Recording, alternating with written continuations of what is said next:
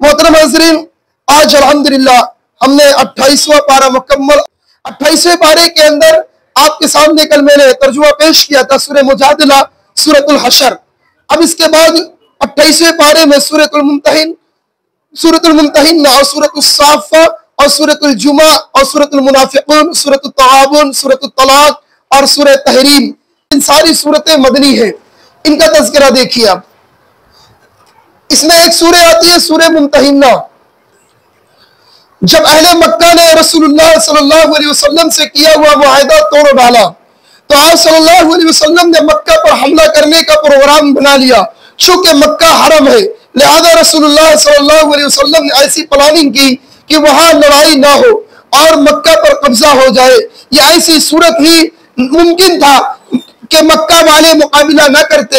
अगर मुकाबला करेंगे तो लड़ाई और कत्ल गारत गिरी तो जरूर होगी। लिहाजा रसूलुल्लाह सल्लल्लाहु अलैहि वसल्लम ने ऐसा इंतजाम किया कि हमारी तैयारी की कोई खबर अहले मक्का तक ना पहुंचे। मजीद अल्लाह से दुआ भी की कि हमारी तैयारियों से अहले मक्का को गाफिल कर दे। मगर एक सहाबी जिनका नाम सैयदना हातिब बिन अबी बल्ताअ रज़ियल्लाहु तआला अन्हु के बच्चे मक्का में उनके कुछ दोस्तों के पास रह रहे थे। उन्होंने सोचा कि दोस्तों ने मुझ पर इतना एहसान किया है तो मुझे उन पर भी एहसान करना चाहिए।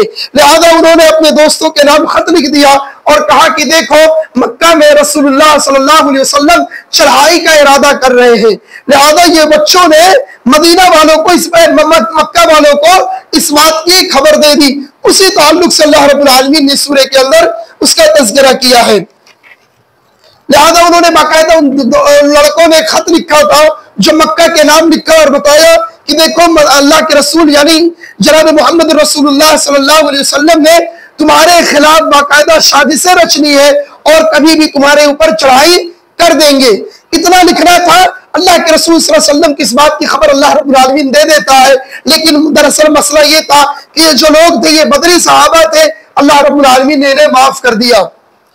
इसी सूरह के अंदर मुहाजिर औरतों का मसला भी इसके अंदर तज़किरा किया गया है। सुलह हुदैबिया के बाद मुआहदे में लिखा हुआ था कि कोई काफिरों का मर्द मुसलमान होकर मदीना जाएगा तो मुसलमानों पर फर्ज है कि वो वापस कर देंगे। और कई वाक़यात ऐसे हुए कि जब मक्का से कोई मुसलमान होकर मदीना जाता तो लोग उसे वापस कर लेते। लिहाजा ऐसे ही कुछ मामलात गुजरते गए। अचानक कुछ औरतों ने इस्लाम कबूल किया और वो मदीना के अंदर आ गई तो रसूलुल्लाह सल्लल्लाहु अलैहि वसल्लम से लोगों ने डिमांड किया कि तुम इन औरतों को मक्का में दोबारा भेज दो। तब अल्लाह के रसूल सल्लल्लाहु अलैहि वसल्लम ने कहा, देखो नहीं, ऐसी कोई बात नहीं है। हमारा जो मुआहदा हुआ था वो मर्दों के ताल्लुक से था कि कोई मर्द अगर मक्का से मुसलमान होकर मदीना आता है तो हम उसे वापस कर देंगे, लेकिन अगर कोई लेडीज आती है, औरत आती है तो हम उसे वापस नहीं करेंगे। उसी चीज का ताल्लुक अल्लाह रब्बुल आलमीन ने कुरान करीम के इस आयत के जरिए से इरशाद फरमाया सूरतुल मुमतहिना की आयत नंबर 12 में कि इस्लाम में दाखिल होने की कुछ शराइत है, जिसमें अल्लाह रब्बुल आलमीन ने बयान किया, ऐ नबी, जब तेरे पास मोमिन औरतें आए तो तुझसे बैत करती हो वो ना अल्लाह के साथ किसी चीज को शरीक ठहराई और ना चोरी करेंगी, ना ज़िना करेंगी। लिहाजा अल्लाह रब्बुल आलमीन ने शराइत का तज़किरा किया कि अगर कोई इस्लाम के अंदर दाखिल होता है तो उन्हें इन शर्तों पर अमल करना होगा। मसला क्या था कि जो लोग मक्का से कुछ औरतें जो मुसलमान होकर आया करती थी उनका मामला भी साफ और क्लियर नहीं था, तो उनके बारे में भी तहकीक करना जरूरी था। अब इसके बाद एक सूरह साफ़ा। ये सूरह साफ़ा भी मदीना में इब्तदाई अय्याम में नाजिल हुई। इसमें मुसलमानों को ईमान में इखलास इख्तियार करने का हुक्म दिया गया और मुनाफिकाना रविश से बचने की तलकीन की गई। लिहाजा इसी के अंदर आया है कि कौल फेल में तजाद अल्लाह को नापसंद है, यानी कौल फेल में तजाद ये अल्लाह रब्बुल आलमीन को सख्त नापसंद है। आदमी कुछ कहे, अमल कुछ करे, अल्लाह रब्बुल आलमीन को ये चीज पसंद नहीं। अल्लाह रब्बुल आलमीन ने फरमाया सूरह साफ़ा में आयत नंबर 2 और 3, ऐ लोगों जो ईमान लाए हो, क्यों कहते हो जो तुम नहीं करते हो? ऐसी बातें क्यों कहते हो जो तुम खुद अमल नहीं करते हो? अल्लाह के नजदीक नाराज होने के एतबार से बड़ी बात है कि तुम कहो जो तुम नहीं करते हो। लिहाजा ये बात अल्लाह रब्बुल आलमीन को हरगिज़ पसंद नहीं है। अब इस मसाले पर अहले इल्म गौर करें। ऐसे लोग जो दुनिया के अंदर लोगों को लेक्चर्स देते हैं, तकरीरें करते हैं, मैं अभी आपके सामने बैठा हूं, मैं किसी मसाले को आपके सामने जिक्र करूं بولوں کہ ریاکاری نہیں کرنی چاہیے، منافقت کا کام نہیں کرنا چاہیے، خود میں ریاکاری کروں، لوگوں کو دکھاوا کروں، تو پھر میری باتوں کا کوئی اثر نہیں ہوگا۔ لہذا آپ وہی کام کیجئے، وہی بات پیش کیجئے عوام کے سامنے جس بات پر آپ خود عمل کیجئے۔ ورنہ اللہ کے رسول کی حدیث ہے، اللہ کے نبی صلی اللہ علیہ وسلم نے کہا مجھے اسراء اور معراج کا سفر کرایا گیا تو میں وہاں دیکھتا ہوں کہ کچھ لوگوں کو جہنم کی قینچیوں سے ہونٹ کاٹے جا رہے ہیں۔ تو میں نے جبریل سے پوچھا جبریل یہ کون ہے؟ تب جبریل نے کہا اللہ کے رسول یہ آپ کی امت کے خطبہ ہے، خطبہ۔ اب خطبہ سے مراد صرف اہل علم نہیں ہے، وہ لوگ جو لوگوں کو دعوت و تبلیغ کا کام کرتے ہیں، جو لوگوں کو بیان کرتے ہیں، جو لوگوں کو موبائلوں کے ذریعے سے حدیثیں پیش کرتے ہیں۔ لہذا اگر وہ لوگ بھی ایسی بات کہتے ہیں جس پر عمل نہیں کرتے ہیں تو اللہ رب العالمین کے پاس سخت عذاب میں مبتلا کیے جائیں گے۔ اس کے بعد سورہ جمعہ ہے۔ عرب جاہل تھے، عرب کے لوگ جو تھے وہ جاہل تھے، جنہیں امی کہا جاتا تھا، جبکہ یہود صاحب کتاب اور حکمت تھے، ان کے پاس پہلی شریعتوں کی کتابیں اور علم موجود تھا۔ مذہب کے معاملے میں عرب انہی سے رہنمائی لیتے تھے۔ جب آخری نبی یہود کی بجائے عربوں میں سے آئے تو ان کے حسد کی انتہا رہی، انہوں نے آپ صلی اللہ علیہ وسلم کے متعلق طرح طرح کی باتیں پھیلانا شروع کی۔ عرب کے لوگ اس لیے انہیں حجت تسلیم کر لیتے تھے کہ ہم تو جاہل ہے اور یہ عالم ہے، اگر یہ کہہ رہے ہیں کہ نبی سچے نہیں تو یقیناً درستی کہتے ہوں گے، لہذا ضروری ہے کہ ان کے علمی حیثیت لوگوں کے سامنے واضح کی جائے۔ اس صورت میں اللہ رب العالمین نے رسول اللہ صلی اللہ علیہ وسلم کی حیثیت اور یہود کے حالات کو واضح کیا، لہذا اللہ رب العالمین نے سورہ جمعہ کی آیت نمبر 1 سے لے کے 4 کے درمیان بیان کیا۔ اللہ کا پاک ہونا بیان کرتی ہے، ہر وہ چیز جو آسمانوں میں ہے، جو زمین میں ہے، جو بادشاہ ہے بہت پاک ہے، وہ سب پر غالب اور کمال حکمت ہے۔ لہذا پوری آیت کے اندر نبی صلی اللہ علیہ وسلم کے بارے میں اللہ رب العالمین نے وضاحت کیا ہے۔ اسی بارے کے اندر اللہ رب العالمین نے جمعہ کی اذان ہونے پر کاروبار حرام ہو جاتا ہے، یعنی اگر جمعہ کی اذان ہو چکی ہے اور کوئی اہل ایمان، کوئی مسلمان کاروبار میں مشغول رہتا ہے تو ایسا کاروبار کرنے والا اس کے اوپر حرام ہے۔ اللہ تعالیٰ نے مسلمانوں کی تربیت کے لیے پہلی اقوام کی طرح ہفتے میں ایک دن جمعہ کا مخصوص کر دیا ہے۔ رسول اللہ صلی اللہ علیہ وسلم نے بھی مکہ میں رہتے ہوئے جمعہ کا حکم نازل ہوا، آپ نے مدینہ میں جمعہ پڑھانے کا حکم بھیجا اور یہاں جمعہ شروع ہو گیا۔ پھر جب رسول اللہ صلی اللہ علیہ وسلم ہجرت کر کے مدینہ تشریف لائے تو پانچوں اذان جمعہ تھا، یعنی پانچویں دن جمعہ تھا۔ آپ نے وسیع میدان میں پہلا جمعہ پڑھایا۔ اسلامی معاشرے کی تعلیم و تربیت میں جمعہ کی بڑی اہمیت ہے، لہذا جمعہ کے دن اللہ رب العالمین نے بیان کیا، اے لوگوں، سورہ جمعہ کی آیت نمبر 9 اور 10 کے اندر، اے لوگوں جو ایمان لائے ہو، جب جمعہ کے دن نماز کے لیے اذان دی جائے تو اللہ کے ذکر کی طرف لب کو دوڑ پڑو اور اپنے خرید و فروخت کو بند کر دو۔ لہذا وہ لوگ اس سے نصیحت حاصل کرے جو جمعہ کے دن مخصوص اپنی کاروبار اور اپنی تجارت میں مشغول رہتے ہیں، جمعہ کی اذان اور جمعہ کی نمازوں کو چھوڑ دیتے ہیں۔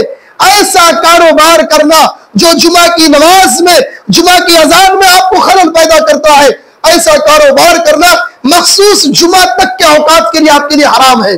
لہذا جیسی ہی جمعہ کی اذان دی جائے تم اپنے اللہ رب العالمین کے لیے دوڑ پڑو۔ اللہ نے اس کے آگے مزید بیان کیا کہ جب تم نماز سے فارغ ہو جاؤ، فَإِذَا قُضِيَتِ الصَّلَاةُ، جب تم نماز سے فارغ ہو جاؤ، فَانتَشِرُوا فِي الْأَرْضِ وَابْتَغُوا مِن فَضْلِ اللَّهِ، اللہ کے زمین میں پھیل جاؤ، اللہ کی زمین میں پھیل جاؤ، اللہ کی دی ہوئی رزق کو تلاش کرو۔ اس کے بعد اللہ رب العالمین نے سورۃ المنافقون کا تذکرہ کیا۔ سورۃ المنافقون مدینہ میں پہنچ کر مسلمان کو ایک نئی مخلوق سے واسطہ پڑا، وہ منافقین تھے، اور یہ عام طور پر بڑے بڑے سردار یا ان کے قریب و جوار میں رہنے والے ان کے کرندے تھے، جو سمجھتے تھے کہ محمد تشریف لانے سے ان کی سرداری اور حکومت ختم ہو جائے گی۔ اسی منافقوں میں سے عبداللہ بن عمر تھا جس نے نبی صلی اللہ علیہ وسلم کے ساتھ مل کر بہت بڑی غداری کیا تھا، لہذا اس کا بھی تذکرہ اسی بارے کے اندر اللہ رب العالمین نے موجود رکھا ہے۔ اسی سورے کے اندر موت کا وقت آنے سے پہلے اپنے مال کو خرچ کر لو۔ اللہ رب العالمین نے سورۃ المنافقین کی آیت نمبر 9 اور 11 کے اندر ارشاد فرمایا، اللہ تعالیٰ کہتا ہے، لوگوں جو ایمان لائے ہو، تمہارے مال تمہاری اولاد تمہیں اللہ کی یاد سے غافل نہ کر دے، اور جو ایسا کرے گا وہی خسارہ اٹھانے والا ہے۔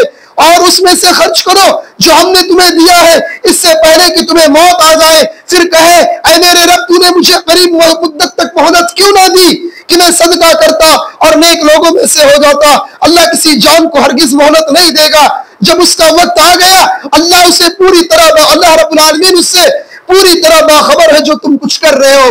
لہذا اس آیت کریمہ کے اندر بتانے کا خلاصہ یہ ہے کہ اللہ نے جو کچھ تمہیں مال دے رکھا ہے، اللہ کے بندو اللہ کے راستے میں خرچ کرو، اللہ کے راستے میں خرچ کرو، یہاں تک کہ موت تمہارے پاس آ جائے گی، تم رب کے سامنے پیش کیے جاؤ گے، اللہ سے کہو گے اے اللہ کچھ دن کی اور مہلت دے دے، میں جا کر وہاں صدقہ کروں گا، نیکیاں کروں گا۔ ایسا کہنے سے کچھ ہوگا نہیں، ہونے والا ہے، موت آ جائے گی، رجسٹر و نامے اعمال بند کر دیا جائے گا۔ لہذا اسی زندگی کے اندر اللہ کے راستے میں صدقہ کر دو۔ یہ مال، یہ اولاد فتنہ ہے، فتنہ، اس کے چکر میں پھنس کے اللہ کے راستے میں خرچ کرنے سے مت روکو۔ جتنا اللہ نے دیا ہے، جتنا ہو سکتا ہے رب کے راستے میں خرچ کرو، اپنے آپ کو اللہ رب العالمین کے پاس اپنے نام اعمال کو ابھی سے بھیجنے کی تیاری کرو۔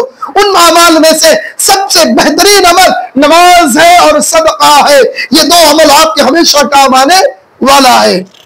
اس کے بعد سورۃ تغابن ہے، لہذا یہ سورت مکی کے دور کے آخر میں نازل ہوئی۔ اللہ رب العالمین نے اس کے اندر بھی بہت ساری چیزوں کے مسائل کا ذکر کیا ہے۔ اس کے بعد سورۃ الطلاق آتا ہے، سورۃ طلاق بھی، طلاق کے طریقے کیا ہے اللہ رب العالمین نے اس کے اندر بھی اس کا ذکر کیا۔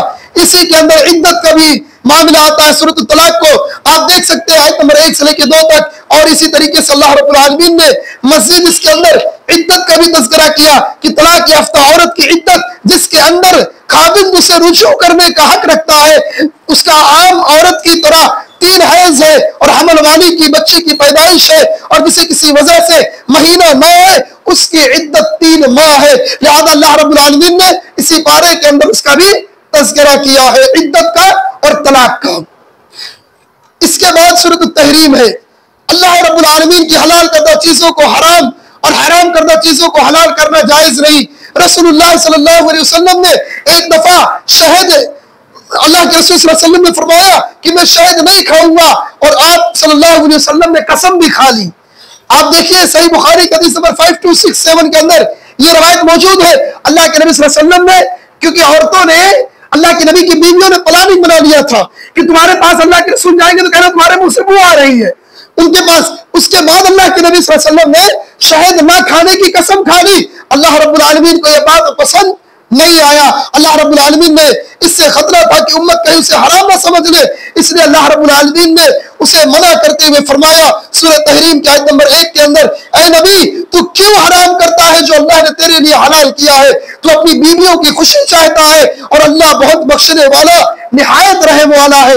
دیکھیں معزز سامعین، اللہ کے رسول معصوم عن الخطا ہے، آپ کے اگلے پچھلے دونوں گناہ معاف ہے، اس کے باوجود اللہ رب العالمین نبی کو کہہ رہا ہے اے نبی تو ایسی چیزوں کو حرام کیوں کہتا ہے جسے اللہ نے حلال کہہ دیا ہے؟ اللہ نے جسے حلال کہہ دیا ہے اسے حرام کیوں کہتا ہے؟ لہذا تو اپنی بیویوں کی خوشی چاہتا ہے۔ اس سے پتہ یہ چلا کہ اپنی اولاد کے لیے، اپنی بیوی کے لیے حرام کاموں کی طرف رغبت مت کرو، حرام کاموں کی طرف رغبت مت کرو، حلال روزی تلاش کرو۔ لہذا یہ اولاد، یہ مال اللہ رب العالمین کے ذکر سے کہیں تمہیں غافل نہ کر دے، اس لیے جتنا ہو سکے اللہ رب العالمین کے لیے کوشش کرو اور حلال چیزوں کی طرف رغبت کرو۔ اسی کے اندر اپنے اہل و عیال کو جہنم سے بچانے کا بھی حکم ہے۔ سورۃ التحریم کی آیت نمبر 6 کے اندر اللہ نے بیان کیا، اے لوگوں جو ایمان لائے ہو اپنے آپ کو اور اپنے گھر والوں کو اس آگ سے بچاؤ جس کا ایندھن لوگ اور پتھر ہے، اس پر سخت دل مضبوط فرشتے مقرر ہیں جو اللہ کی نافرمانی نہیں کرتے، وہ انہیں حکم دے اور وہ کرتے ہیں جو حکم دیے جاتے ہیں۔ مسلمانوں کو محض اپنی اصلاح نہیں کرنی چاہیے، اپنی اصلاح کے ساتھ ساتھ اپنے گھر والوں کو بھی اصلاح کرنی چاہیے، اپنی نسلوں کو، اپنی اولاد کو، اپنے اہل و عیال کو اس بات کی تلقین کرنا چاہیے کہ شرک سے رک جاؤ، گناہ سے رکو، بدعت سے رکو، کیونکہ صرف اپنے آپ کو جہنم سے بچانا ہی کمال نہیں ہے۔ بہت سارے احباب کو دیکھا جاتا ہے کہ لوگ یہ سمجھتے ہیں کہ ہم ہی حاجی نمازی ہیں، میں خود سمجھتا ہوں میں نمازی، میری بیوی نمازی نہیں، چلتا نہیں۔ آپ کوشش کرو، آپ کی گھر والی نماز نہیں پڑھتی آپ اسے تلقین کرو، آپ کی بیٹی، آپ کا بیٹا نماز نہیں پڑھتا 10 साल का 7 साल का हो गया हुक्म दो, 10 साल का हो गया नहीं पढ़ता उसे मारो नमाज के लिए। क्यों? क्योंकि उसकी तरबियत बनेगी। जब वो तरबियत याफ्ता होगा, नमाजों का पाबंद होगा, आपके लिए आखिरत के अंदर सदके जारिया का सबब बनेगा। और यही औलाद आपको और अपने आप को और आप अपनी औलाद को जहन्नम से बचा ले जाओगे, जिसका ईंधन अल्लाह रब्बुल आलमीन ने इंसान और पत्थर को रखा है।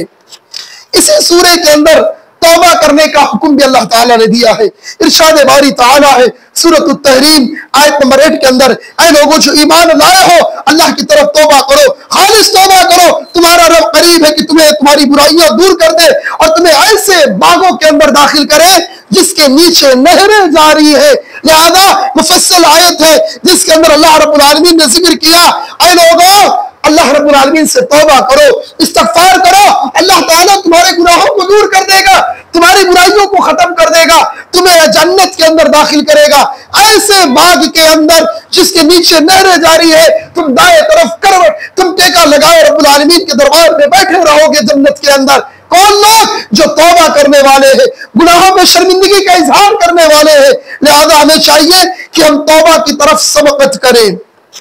इसी तरीके से अल्लाह रब्बुल आलमीन ने क़यामत के दिन ज़ाती अमाल काम आएंगे, न ताल्लुक काम आएगा। लिहाजा ज़ाती अमाल जो खुद हम करते हैं पर्सनल जिंदगी में, वही अमल काम आने वाले हैं।